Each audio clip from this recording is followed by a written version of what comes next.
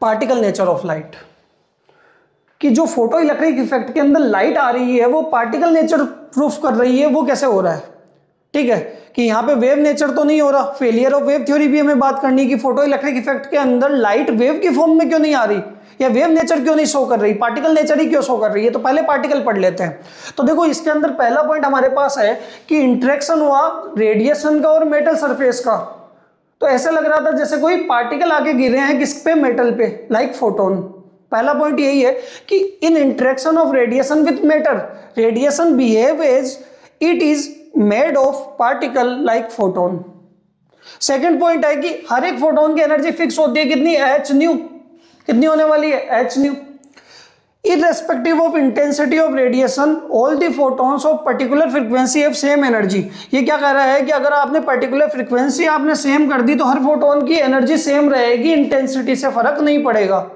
But fourth point दे रखा है कि अगर आपने इंटेंसिटी इंक्रीज कर दी किसी भी फ्रीक्वेंसी पे, कोई भी एक फिक्स फ्रीक्वेंसी दे दी और आपने इंटेंसिटी इंक्रीज करी है, तो उस फ्रीक्वेंसी पे एनर्जी में तो कोई फर्क नहीं पड़ेगा, एनर्जी तो सेम रहेगी, बट इंटेंसिटी इंक्रीज करने पे नंबर ऑफ फोटॉन्स इंक्रीज हो जाएंगे। देखो, by increasing the intensity of radiation of given frequency there is only increase in number of photons but their energy will remain same. क्यों same? क्योंकि frequency same है तो energy तो same रहेगी, but intensity बढ़ाने पे नंबर ऑफ फोटॉन्स इंक्रीज हो जाएंगे।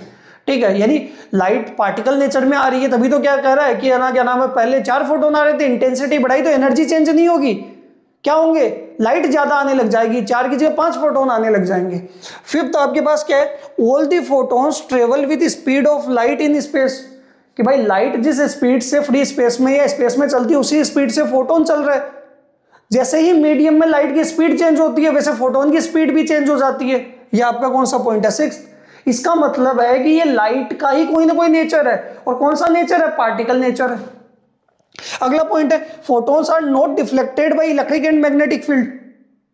वो क्या होते हैं, इलेक्ट्रिकली न्यूट्रल होते हैं, लाइट में भी कोई फर्क नहीं पड़ता। लाइट को आप इलेक्ट्रिक या मैग्नेटिक किसी भी फील्ड में ले जाओ कोई फर्क नहीं पड़ेगा, वैसे फोटोन पे नहीं पड़ता। और अगला पॉइंट है कि रेस्ट मास ऑफ फोटोन क्या होता है, 0 होता है।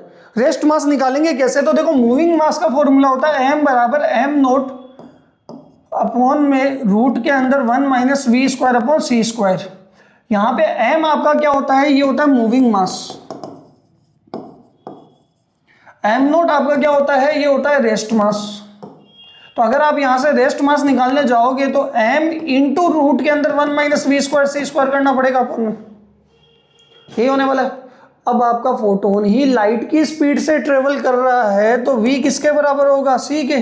तो यहां से m नोट बराबर m into square root of 1 minus c square by c square. ये वैल्यू कितनी हो गई, 1, और 1 माइनस 1 रूट में 0 आएगा, यानी m note moving rest mass कितना आ जाएगा, 0। कि मूविंग मास जो है वो 0 से मल्टीप्लाई होकर कितना आ जाएगा, 0। तो रेस्ट मास क्या होता है, 0। अगला हमारे पास आने वाला है, ये सारी चीजें क्या प्रूफ कर रही है कि आपके पास जो भी लाइट आ रही है, रेडिएशन इंसिडेंट हो रही है किसमें, फोटो इलेक्ट्रिक इफेक्ट के अंदर, वो पार्टिकल की फॉर्म में आ रही है, पार्टिकल नेचर प्रूफ कर रही है।